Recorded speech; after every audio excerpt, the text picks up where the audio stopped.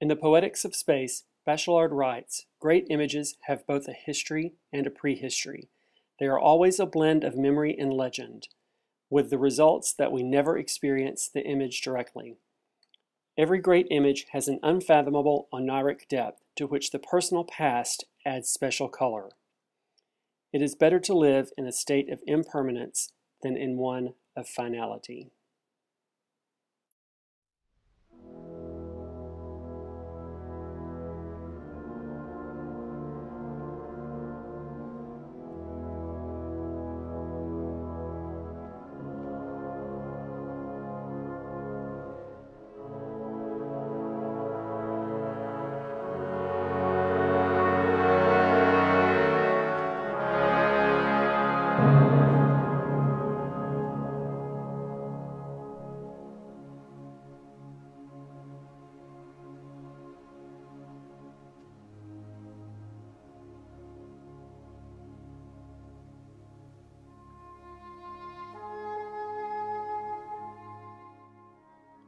The Dallas John F. Kennedy visited in 1963 was a conservative, reactionary city. Kennedy, on seeing a newspaper advertisement in the Dallas Morning News that day citing him for treason, is reported to have said, "We're in nut country now." This is Mayor Earl Cabell of Dallas, Texas, a town that's getting ready the city that's getting ready for the visit very shortly of the President of the United States. Your city encountered some rather unfortunate publicity here a month ago with the visit of Ambassador Stevenson. Surely, my dear friend, I don't have to come here from Illinois to teach Texas manners, do I?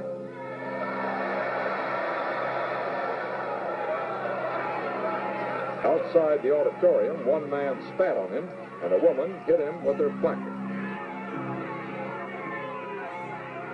We undoubtedly will have a few pickets, as you have everywhere in the United States. There will probably be a few of the radical right wing, possibly a few of the radical left wing. But sincerely, we anticipate no trouble. Because of the unfortunate incident which occurred here during the visit of Ambassador Stevenson, people everywhere in the world will be hypercritical of our behavior. The shockwaves from that day still radiate from Dallas, and for years the nation blamed Dallas for the murder. But the trip to Dallas started out with such promise. As Air Force One threaded the line down Lemon Avenue and landed on runway 31, a surge of excitement permeated the crowd. Rich Dallasites may have hated Kennedy, but the people loved him.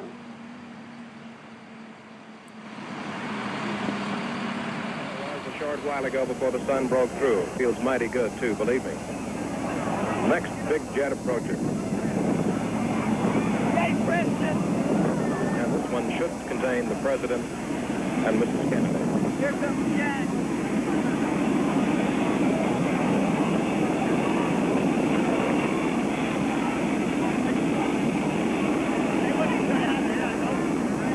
Here comes the big jet in.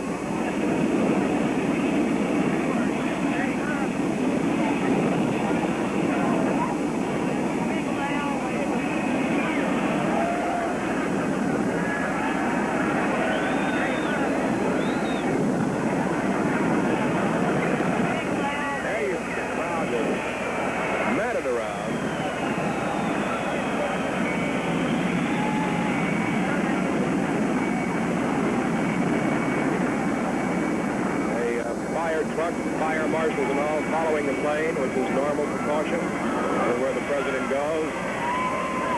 Right into us now. Standing in the car with a big 10-gallon hat on. Mrs. Kennedy stepping in the car first. Now the President. They both in the back seat now. Now the motorcade will very shortly start to move out. The presidential car moving out. The President and First Lady. Big, beautiful Lincoln, followed by Secret Service men, the car behind. Then comes the Vice President and Mrs. Johnson, Senator Yarborough. Dallas police out here in force today. doing a beautiful job of handling the crowd, along with a contingent of Texas Rangers. The party now is leaving Dallas Love Field, and of course, as we say, thousands will be on hand for that motorcade now, which will be downtown Dallas, down Cedar Springs, Harwood, and on Harwood it'll turn on Main, from which point it'll go all the way down to the courthouse area, which is the end of Main. It'll turn on Houston Street to Elm under the triple underpass, out to the march where the president talks at approximately 1 o'clock. Near noon, the motorcade heads downtown. At 11:55 a.m., 2 motorcycle policemen swung their vehicles through a hole in the fence, and the president departed Love Field, headed east on Mockingbird Lane. The Kennedys and the Conleys nodded and smiled as they passed filling stations and the big Coca-Cola plant, and the restaurants where lunch customers poured out, wiping their mouths and waving.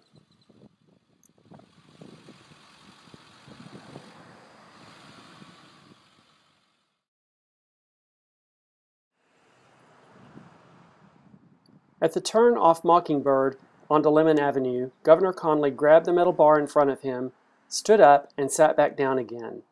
Unless all early signs were wrong, about 250,000 people had turned out to see Kennedy in Dallas. As the motorcade drove down Lemon Avenue, the crowds grew heavier and heavier, street by street.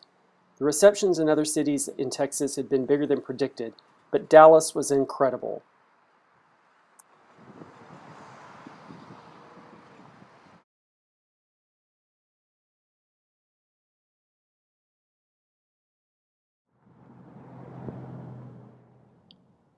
Somewhere near Lemon and Mahana, the crowds began to open their throats with a continuous roar, which spread from street to street ahead of the motorcade.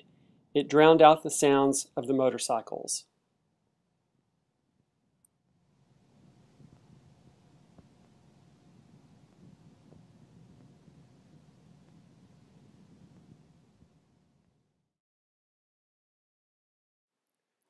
At Craddock Park, the president saw a long, limp sign held by little boys and girls.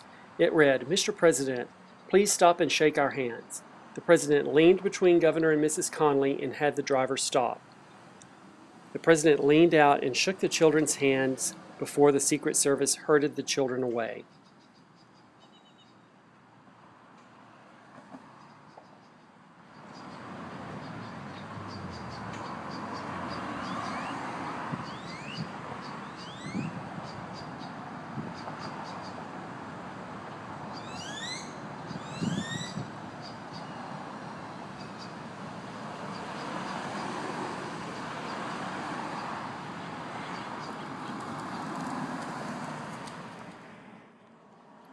Further along Lemon at Reagan Street, the crowds bulged from the building line to a point off the curb. The president held his right hand up and out and kept grinning at the crowd. In back of the crowd, the small figure of Father Oscar Huber hopped up and down as he strained to see the president and Mrs. Kennedy. After the president had passed, he hopped up once again and saw the back of the president's head as the car retreated. A little more than 1 hour later, Father Huber would perform the last rites on President Kennedy.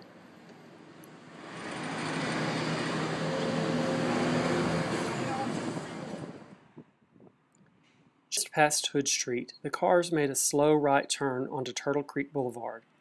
The Kennedys were in a section of North Dallas where parks and a statue of Robert E. Lee created a different world. A few people lined the right side of the street, but the crowds were thin in this part of the motorcade route. As the car drove down Turtle Creek, Mrs. Kennedy reached into her purse and put her sunglasses on. President Kennedy turned to her and said, "Take off the glasses, Jackie."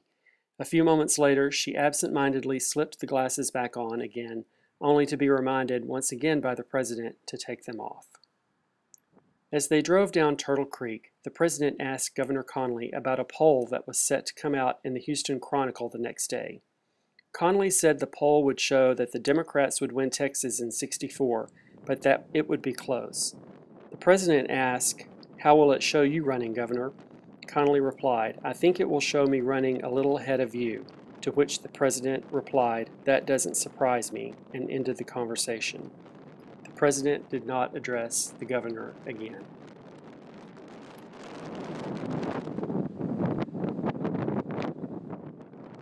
As the motorcade headed down Cedar Springs to Harwood towards Main Street in the center of the city, Police Chief Curry studied the crowds who were spread up the walls, hanging out the windows, and on rooftops.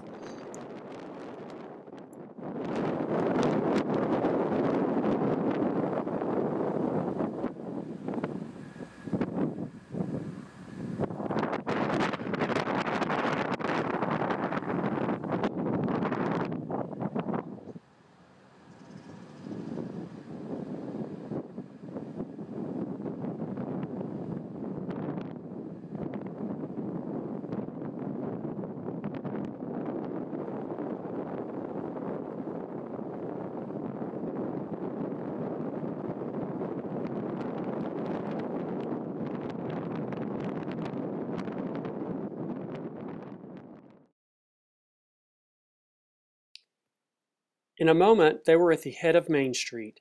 On the left was police headquarters. Officers stood in windows and prisoners on the top floor strained to look down. In 2 hours, Lee Harvey Oswald would be taken to this building to be questioned in the murder of President Kennedy.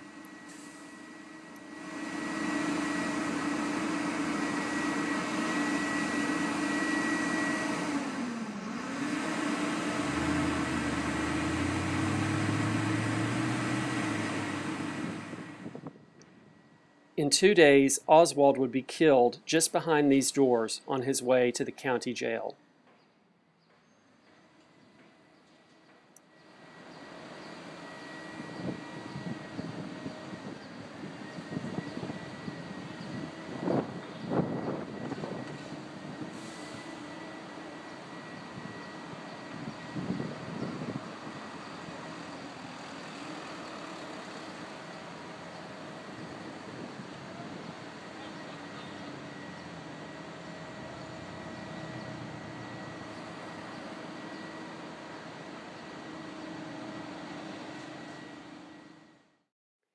Except for a lane in the center of Main Street, the entire street and sidewalk were covered with people, a solid mass of people for 12 blocks. Governor Conley thought they're stacked from the curb to the walls. People were even hanging out the open windows of buildings along Main Street.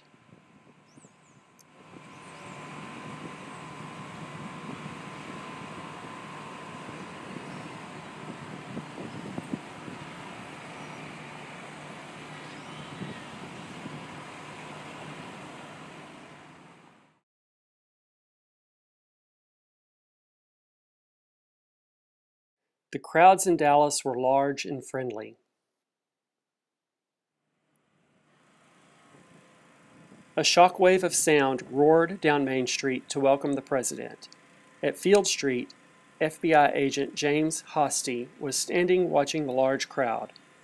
Hosty had worked the Lee Harvey Oswald case for several months, but as the president drove down the center of the street, Hosty didn't think of Oswald. He didn't consider him a threat to anyone, just a nuisance.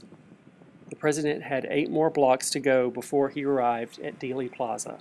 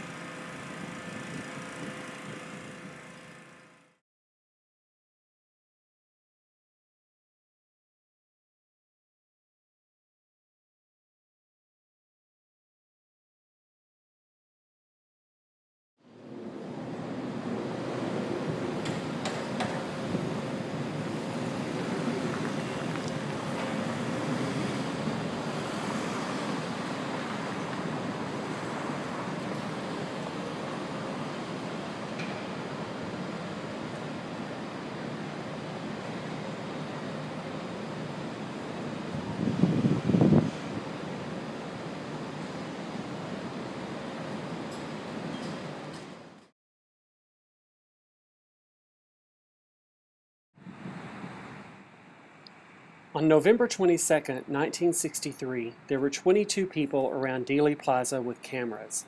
10 had motion picture cameras. 6 found vantage points halfway down Elm Street near the grassy knoll.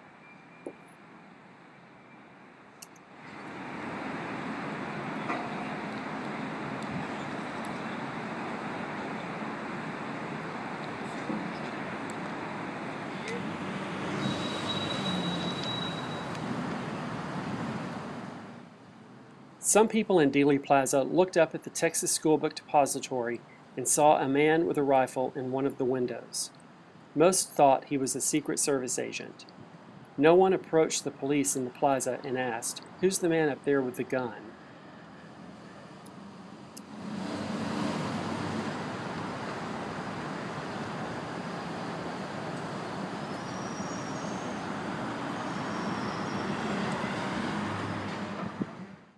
The motorcade was in view now. Traffic on Elm, Houston, and Main was stopped, and the streets were clear.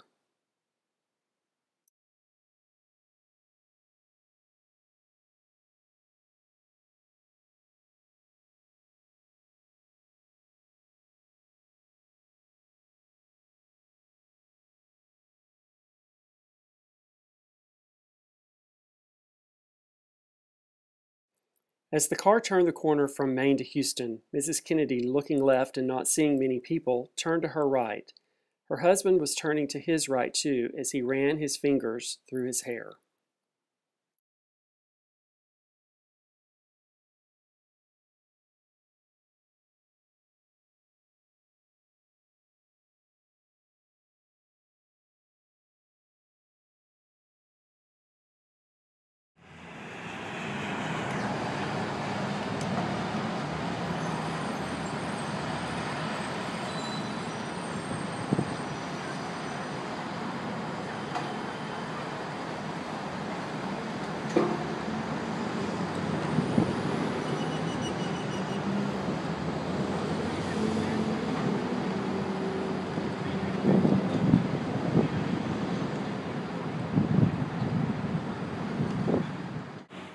What did the president see as he drove toward the building that housed his assassin? Did he see the girls hanging out the windows screaming hello? Did he see the boys leaning out and watching from the big red building in front of him? What did he see? Did he see the fountain over to his left, or was he just looking at the people?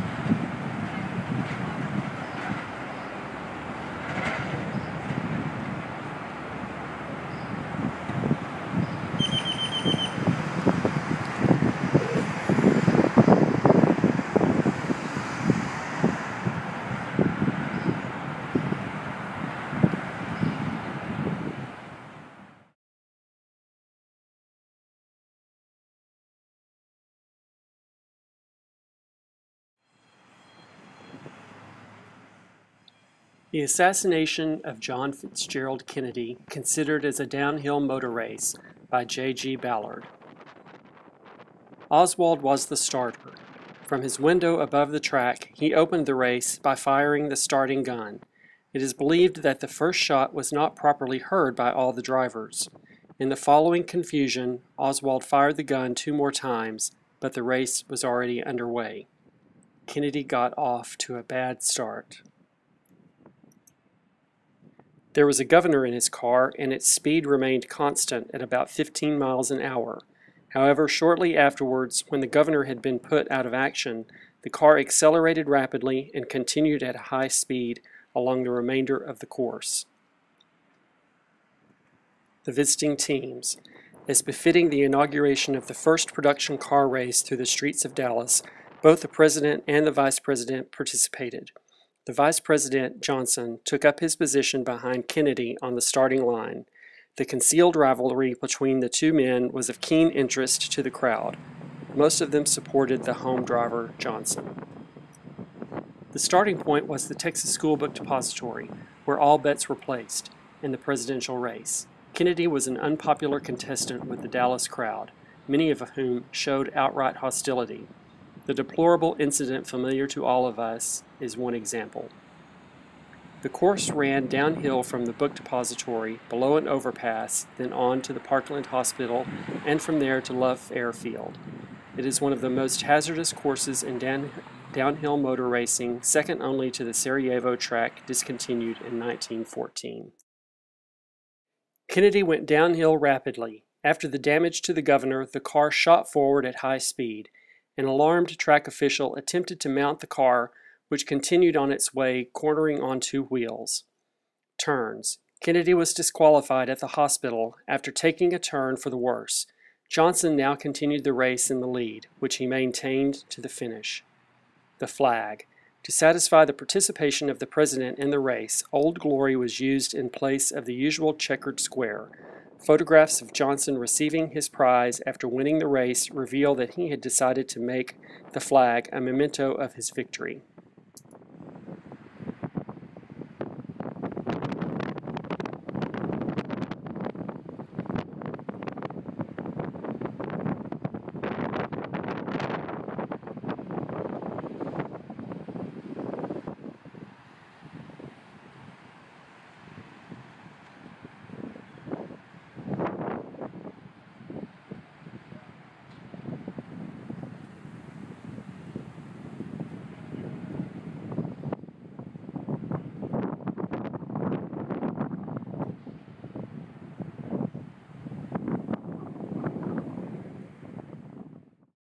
In view of the confusion at the start of the race, which resulted in Kennedy, clearly expected to be the winner on past form, being forced to drop out at the hospital turn, it has been suggested that the hostile local crowd, eager to see a win by the home driver Johnson, deliberately set out to stop him completing the race.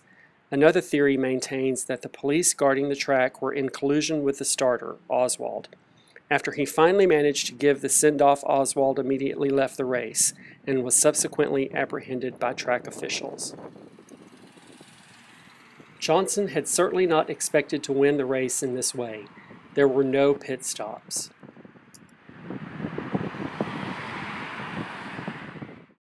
Several puzzling aspects of the race remain. One is the presence of the president's wife in the car, an unusual practice for racing drivers. Kennedy, however, may have maintained that as he was in control of the ship of state, he was therefore entitled to captain's privileges. The Warren Commission, the rake-off on the book of the race, in their report, prompted by widespread complaints of foul play and other irregularities, the syndicate lay full blame on the starter, Oswald. Without a doubt, Oswald badly misfired. But one question still remains unanswered. Who loaded the starting gun? This was first published in spring of 1973.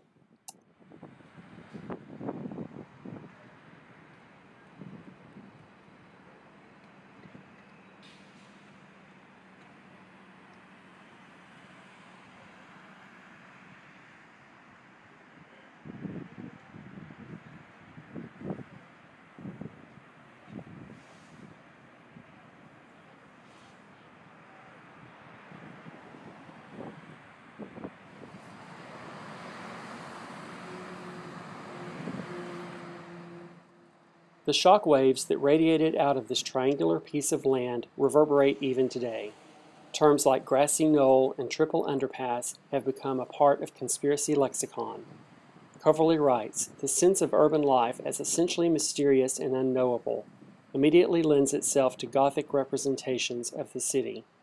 He could easily have been talking about Dealey Plaza, which has remained unchanged since 1963 and is a National Historic Site.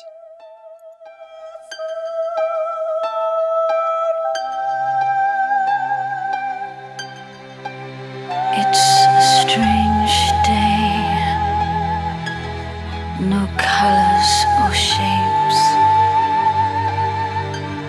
no sound in my head. I